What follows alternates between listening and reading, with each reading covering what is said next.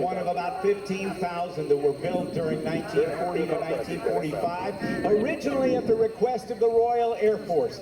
On the wings, a Supermarine Spitfire, a Corsair, and then outboard on both sides, 2 more P-51 Mustangs. Look and listen to the sound of Merlin engines and Pratt & Whitney radials.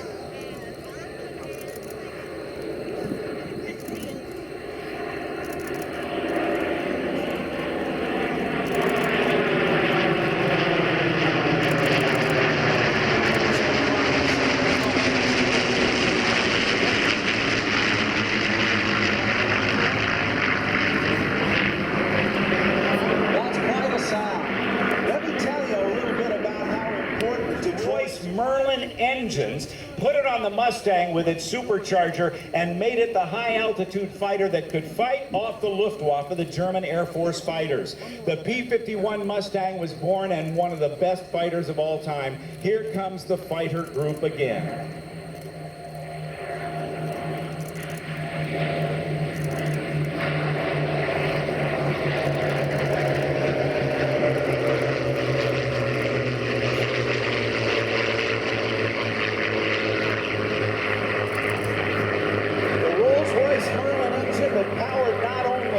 Supermarine Spitfire, but also of the future with lots of displays. I'll be quiet again as the Spitfire, Corsair, and Mustangs approach. Right on the end, but I got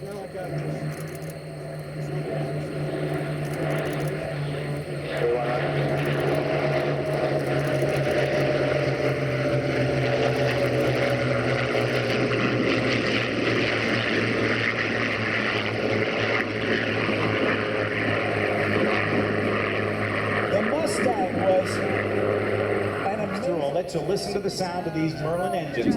Liquid-cooled V12, 14 to 1,700 horsepower. We do have the ride helicopter in sight.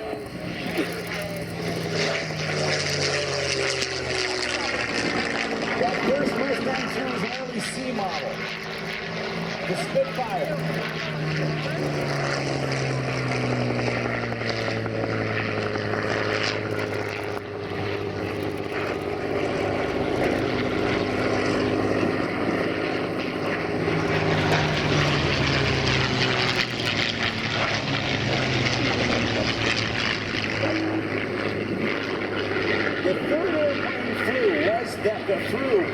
That chance-bought F4U around a central propeller shaft and delivers the horsepower from the power strokes of the pistons.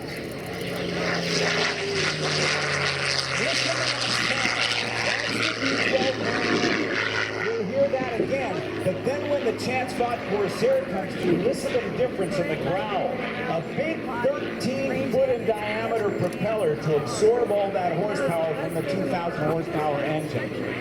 The Supermarine Spitfire, powered by its Merlin engine, was also used in the British Mosquito Night Fighter and Fighter Bomber, and also in the Avro Lancaster.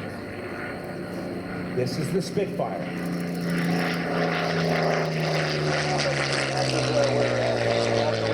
Here comes the Corsair. Listen to the growl. I think so.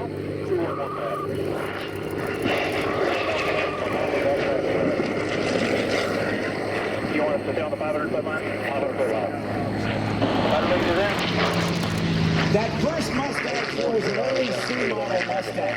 Later Mustangs had this bubble canopy, as we see on these photos, giving the pilot much more visibility, almost 360 degrees. By that 1,440 horsepower Rolls-Royce Merlin engine. Now look if you can't, oh shoot, can't see the canopy. I was going to say, look at the canopy. A British modification of something called a Falcon hood. And that was a way that they doubled the canopy up a little bit to set the pilot a little bit higher to improve his visibility. That was a very important thing in the life of the F4U Corsair. Spitfire has the Malcolm hood as well. The original F4U Corsair had the pilot sitting way back in the fuselage behind that huge engine and a big fuel tank. He sat so low and so far back, it was difficult for the pilot to be able to land on an aircraft carrier, and that's what the F4U was originally intended for, use aboard aircraft carriers. So the British took a couple of them, because they really led the way in the development of carrier aviation. They raised the pilot up, put that Malcolm hood on the Corsair, and then used that great wind that goes back in the days of back with the United States Marine Corps in the Pacific, where the Jackson Squadron, WWII under command of Colonel Greg Boyington, who eventually scored 28 kills in the Corsair. The Corsair became an incredibly potent ground attack aircraft against Japanese positions on those islands in the Pacific, and also against the Japanese fighters that were attacking. Here's the bent wing bird. Look at how the wing bends down, and then bends back up. Part of the reason they designed that was because that huge 13-foot of diameter propeller would slam down. They were afraid it would slam down on the deck of a carrier in those controlled crashes down on the deck of the carrier. And so to prevent it, and to have a landing gear that would be long enough, yet strong enough, and yet light enough to do it and to withstand that, they bent the wing down, extended the wing bomber. Eventually, the P-17, the privateer, the P-51 privateer, which is a Navy version, if you will, based on the basic design of the P-24 Liberator bomber. Small bomber lead you up. Small bomber lead you up.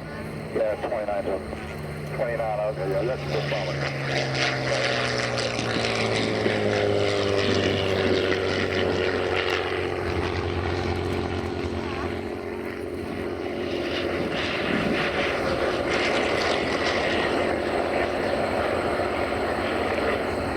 This is an opportunity to see and hear this remarkable part of history. You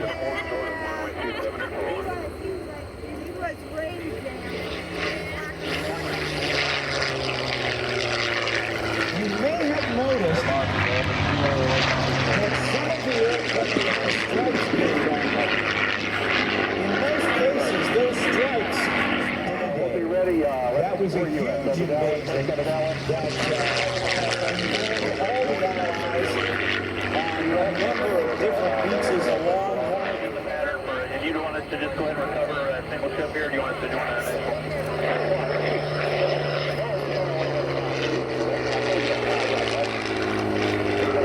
Fine, and go whichever you like. Let's go 5 right. Let's go ahead around. Let's go to the downwind for about 5 right. Spitfire, just stay with that. There's the F4U Corsair.